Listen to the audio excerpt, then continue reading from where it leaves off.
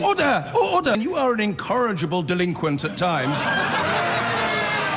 Behave yourself, man! He has more than 2 million followers on Twitter, 700,000 YouTube subscribers, and his videos rack up millions of views. Ben Shapiro is a controversial US conservative commentator. In his book, The Right Side of History, How Reason and Moral Purpose Made the West Great, has just been published and was top of the New York Times list of non-fiction bestsellers. Andrew spoke to him last night. Ben Shapiro, you're followed by millions of people online and on social media. You're one of the biggest names in American conservatism. What is it you think you're tapping into? Well, I think that there are a couple of things. One, there is actually a hunger for different ideas. The monolithic nature of the United States media is pretty evident in terms of its politics. People tend to agree on essentially the liberal point of view and increasingly a radical leftist point of view in the media. And obviously, I speak in response to that. At the same time, I try to provide an honest take on the issues of the day, and that means that I am not beholden to the Republican Party, for example. It means that I am going to speak out whenever I think that a principle is being violated, just no matter who is doing the violation. I'm interested that you think there's a thought movement inside the Republican Party. I mean, haven't the Conservatives run out of ideas in America? All the new policies, the Medicare for all, $15 minimum wage, the Green New Deal, they're all coming from the left. The idea that new ideas are absent in the Republican Party is obviously untrue. We have a very strong debate that goes on inside sort of the conservative halls of intelligentsia about what is the appropriate action to take with regard to the medical system. Should global warming be considered a real threat, or should global warming be considered something that technology will solve? And if so, what are the best aspects of solving that? Now, there's a rich intellectual debate on the right about nationalism versus patriotism, for example, or populism versus free marketeerism. That debate is happening on the right. I think that it is intellectual sneering of the highest order to suggest that only the left has new and decent ideas.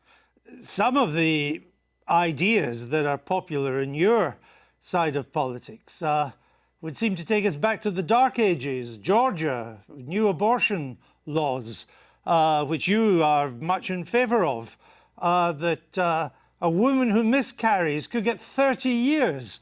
A Georgian woman who travels to another state for an abortion procedure could get 10 years. These are extreme, hard policies. Well, okay, a couple of things. One, I'm not sure. I mean, frankly, I don't know whether are you an objective journalist or are you an opinion journalist? I'm a journalist that asks questions. Okay, so you're a supposedly objective journalist calling policies with which you disagree barbaric and suggesting only one side of the political aisle has ideas. So I just want to point out that I wish you would at least be honest in your own biases. Mr. Shapiro, I know that broadcasting in America is now so polarized that on one program you only have the left and another one you just have the right. My job is to question those who have strong views and put an alternative to them. Would you suggest that a late-term abortion is brutal? I'm not taking a view on this issue. I'm asking you the questions. Sir, you just suggested that the pro-life position is inherently brutal and terrible, so I'm asking you, as an objective journalist, would you ask the same question to a pro-choice advocate by calling their position brutal and horrible? What I'm asking you is that why is it that a bill banning abortions after a woman has been pregnant for 6 weeks is not a return to the Dark Ages? What's your answer? My answer is something called science. Human life exists at conception. It ought to be protected. Now, back to my question to you. You purport to be an objective journalist. BBC purports to be an objective down-the-middle network. It obviously is not. It never has been. And you, as a journalist, are proceeding to call one side of the political aisle ignorant, barbaric, and sending us back to the Dark Ages. Why don't you just say that you're on the left? Is this so hard for you? Why can't you just be honest? Mr. Seriously, Shapiro, it's a serious question. Mr. Shapiro, if you only knew how ridiculous that statement is, you wouldn't have said it. So let's move on. Would you vote for Mr. Trump in 2020? I'd certainly consider voting for Mr. Trump in 2020, just like I'd consider voting for anybody else in 2020. But didn't you once say that you'd never vote for him? I said that I wouldn't vote for him in 2016. And then I wrote a column for National Review explaining the conditions under which I might change my mind. You're a culture war warrior. Isn't he largely on your side? You wrote once it was unlikely he'd appoint conservative judges to the Supreme Court. He has. Right. So you were wrong. And so I like many of President Trump's policies, even if I still have serious reservations about his personality and character. In your book, you say that there's quite a key phrase, we are so angry at each other right now. But as I say, aren't you part of that anger? Aren't you encouraging that anger? For example, you described Mr. Obama's State of the Union address in 2012 as fascist mentality in action. Well, I think that if you want to argue with the characterization, then we can talk about what exactly his State of the Union address said. Is it charged language in politics? Sure. The problem that I have is not with charged language in politics, which I'm generally in favor of. I like a robust public debate and a very loud and spirited public debate. I have no problem with that whatsoever. What I'm talking about is the assumption that people with whom we disagree politically are inherently of bad character or, in your words, want to bring us back to the Dark Ages. But again, it was your description of the State of the Union address in 2012 as fascist. There are plenty of things that are bad and wrong, but it doesn't make them fascist. Well, I suppose that's true. But if you would like to, again, if you'd like to read me the column out loud, I suppose I can critique it for you. Oh, well, again, with Mr. Obama, you said, and you're Jewish yourself. I only mention that because, to put this in context, the Jews who vote for Obama are, by and large, Jews in name only. Ginos, you call them. My statement was based on the fact that Jews in the United States, as an ethnic group, are largely irreligious, which is true by every single poll. Jews are the most irreligious group in the United States. As an Orthodox Jew who actually takes Judaism seriously, the point that I am making is that most Jews who are ethnically Jewish are not religiously Jewish in any context. No. The point you were making is that Jews who vote for Obama are Jews in name only. I said that, yes, that is correct, that Jews who voted for Barack Obama, a progenitor of the Iran deal, a person who was cracking down on religious liberty, a person who spent much of his career as president of the United States attempting to deprive Israel of the necessities to defend itself, that people, Jews who voted for President Obama, by and large, cared about Judaism far less than they did about other priorities. Did you say they should turn their badge in as a Jew? Yes, I believe that if you are somebody who takes Judaism seriously, that comes along with ideological commitment. I mean, I guess. Also, I hope you're having fun, by the way, going through every old tweet that I've ever sent to try and do gotcha questions. But if you'd like to have a discussion about my general philosophy or things I've done in, say, I don't know, that's 2012, so it's now 2019. If you'd like to discuss something I've done in, say, like the past 5 years, why don't we do that? How about that? Because your book is a criticism of how angry America is and how America has to do better. And I'm simply I have an entire list on my website, sir. On my list, I have an entire website of dumb, bad things that I've said. I'm simply trying to point out some of the things you've said that seem to me to help to stoke that anger. For example, you said Israelis like to build, Arabs like to bomb crap and live in open sewage. Well, as I say in an article entitled, here's a list of all the giant, bad, dumb things I've ever said. Was that dumb? Yes, that's a dumb tweet. And not only, but it is also important to mention that the next few tweets clarify that that tweet is specifically referring to the Hamas leadership, which, by the way, a BBC I've seen is relatively reticent to condemn. No, actually, it wasn't. What you went on to do and say, you are correct about the slur on Arabs. It's not all Arabs that want to live in open sewage and blow things up. It's just Palestinians, you went on to say. It says the ones who take sides against Israel in the Israel-Palestinian conflict. Population is rotten to the core, you went on to say. Not Hamas, the Palestinian Arab population. I say that by poll numbers, they elected Hamas. They elected Hamas. They educate their children in school that Israel should be obliterated, sir.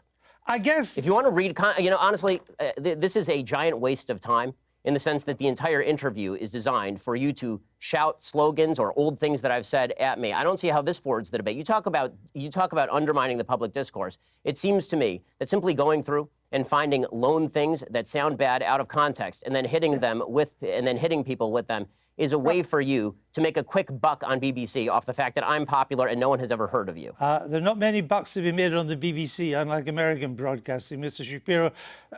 The point I'm trying to make is that your words are hardly designed to produce the consensus and understanding that the book seems to want to produce. That's my point, that you write about, Judeo-Christian culture and so on, but so much of what you've said in the past would seem to turn its back on Judeo-Christian culture. You're lecturing me on Judeo-Christian culture after you call the pro-life position barbaric? I just asked you a question. and I asked you a question. You failed to answer a single one of mine. Frankly, I find this whole thing a waste of time. If you want to read the book and critique the book, why don't you read and critique the book? If you want to critique me, you can think whatever you want of me. Why don't you frankly, just try and I don't answer care. the I don't questions? frankly give a damn what you think of me since I've never heard of you. And I've never heard of you until I briefed myself for this. But that's not the issue. You have a Then new why the hell book are you out, interviewing and me, sir? it's an interesting book. But my point is, your book claims that society... Well, it'd be nice if you would quote it from time to time. Your book is... Well, actually, I've done so several times, and I'm about to do so again, if you would let me just finish the question. Your book frankly, I don't think claims that society is turning its back on Judeo-Christian values. Yeah, what are those values? What are the values it's turning its back on? I'm not inclined to continue an interview with a person as badly motivated as you as an interviewer. So I think we're done here. I appreciate your time, sir. All right. Thank you so much. Thank you for your time and for showing that anger is not part of American political discourse. Now, Mr. Shapiro, we'll say goodbye. Apologies that we haven't got much time left, but Paul, watching that, has something happened to the level of political debate here and in the US? Well, there is American fascism, and there is fascism in Britain, and there is fascism in Europe, and it is coming. And that guy, and a whole number of other people are its enablers. They're not fascists, but they form an echo chamber in which the language and assertions of fascism are being normalised into the mainstream. Now, I think what Andrew just did should be seen as broadcasting case study, because it's how you take them down bit by bit. When forced to confront a non-deferential, objective journalist, or indeed a university peer review system, as we discussed previously, their ideas fall apart. Unfortunately, many of the people who believe them are not motivated by rationality. It's prejudice. Is it angrier and more coarse now, politics, than we've ever seen it, or do we just think it is?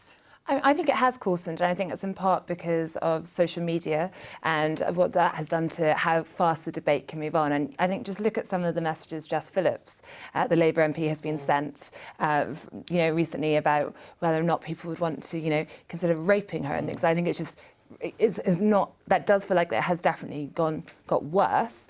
That said, I do think that when it comes to how to deal with that, as we probably just saw there, it's best to, rather than no platform, try and hear these arguments and defeat an argument. I think it is impossible to wipe them out because of social media, so it's best to defeat them. Are some people beyond the pale, or should people be exposed in that way? I don't think anybody's beyond the pale. Policy Exchange, where I'm a senior fellow, we've started an exercise about civility in politics, because what you saw there was an attempt by this guy to play the man, not play the ball. And I think we learnt two things. One is his intellectual carapace is kind of so thin.